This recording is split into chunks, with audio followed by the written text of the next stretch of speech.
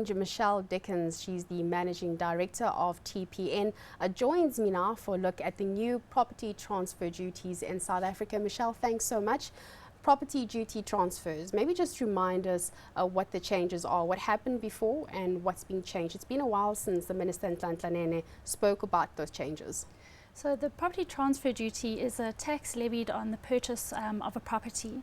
And in the past, we would look to pay transfer duties on any property over the value of 600,000 Rand. That has been changed now to a value of 750,000 Rand. Effectively, it means that any property transferred for the value below 750,000 Rand will not be paying transfer duties. There's then been a shift in the sliding scales of the, there's an increase in the tax, 3% through 6% through 8%, and now at the top end of the bracket, the top interest rate is 11% on properties transferred for over a value of 2.25 million Rand. 11% for over 2.25%. Do you know what it was before then? Or they're the ones that are feeling the bulk of the pressure? They're the ones that are feeling the bulk of the pressure. In the past, the top end of the tier was 8%. So it is a shift of 3% from 8 to 11%. The mid-tier, though, I must stress, properties that are valued below 2.5 million Rand are actually feeling a decrease in the value of the property transfer tax when the calculation is performed. So it's really only properties valued at over 2.5 million that are going to be paying more on transfer duties when you do the calculation.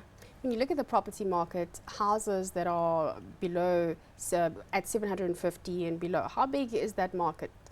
So we did a calculation from an investor's perspective, and we looked at 83% of properties that are rented below 7,000 Rand sit on our database. When you work out the TPN FNB property yield back, which sits at 9% at the moment, that yield, when you work that calculation back, it means that those properties are valued at around about 756,000 and below. So for an investor's perspective, coming into the market, those investors will not be paying transfer duties on properties that they are purchasing, which of course is a savings for those investors. The FNB average house price is sitting at around about 900,000 Rand. So again, you're going to be paying transfer duties, but it's not maybe 15,000–20,000 Rand. So this is good news for new entrants into the market. Correct. Let's now talk about the guys who can afford those 2.25 million Rand properties. Will this not deter them? If we're moving from 8% to now 11% that they're going to have to pay, will they think twice before they buy a property in South Africa? I don't think so. I think when you look at the grander scheme of the outlay, especially when you're looking at the need to have deposits, so banks are still looking at 10, 15, 20% deposits. These are people that have savings, that are probably selling a property at the moment and upscaling. So in all likelihood, I don't think it'll deter them. So looking at the Western Cape, those lovely houses there, those are probably the ones who will be impacted the most. Sure. We have houses on the West Cape that are valued, I think their properties on the market at 110 million Rand. There's properties in Strathaven, Hyde Park.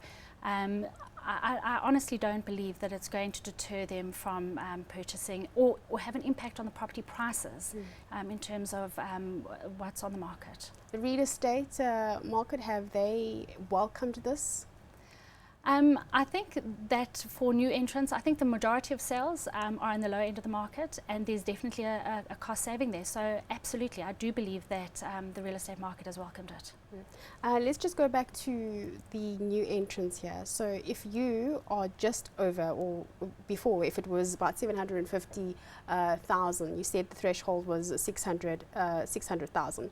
So what is the saving now that we're looking at? So for somebody who was paying 700, or who was buying a property with 750,000, how much would the transfer duty, what would it have been, and what are they saving now? So the calculations work out from about 25,000 Rand at your 750,000 Rand mark, or up to about 10,000 as you go up through the scale.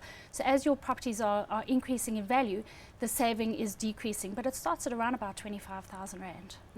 That's been interesting. Maybe let's also just talk about the property sector in general, away from these regulations that are happening. Are there any particular changes in this particular market that one needs to be aware of? Sure, I think from an investor's perspective, house prices are going up. But there's also a huge supply of tenants that are looking to rent. So from an investor's perspective, now is a fabulous time to be looking to getting into the buy-to-let market. The yields are quite nice. We're looking at around about 9%. In the lower end of the market, we're looking at closer to 10%, 9.75%. So the yields are very appealing at the moment.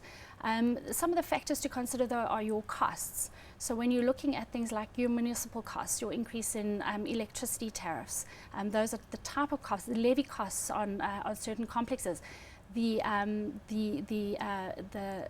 financial stress on certain complexes. These are things that need to be taken into consideration when looking at the areas and the body corporates and the trustees and the managing agents of the complexes that are running these complexes. Oh, Michelle, thank you so much. So the yields are still attractive, but do bear in mind those costs that do make up what you are paying for that property. Thanks so much. That was Michelle Dickens. She's the Managing Director of TPN.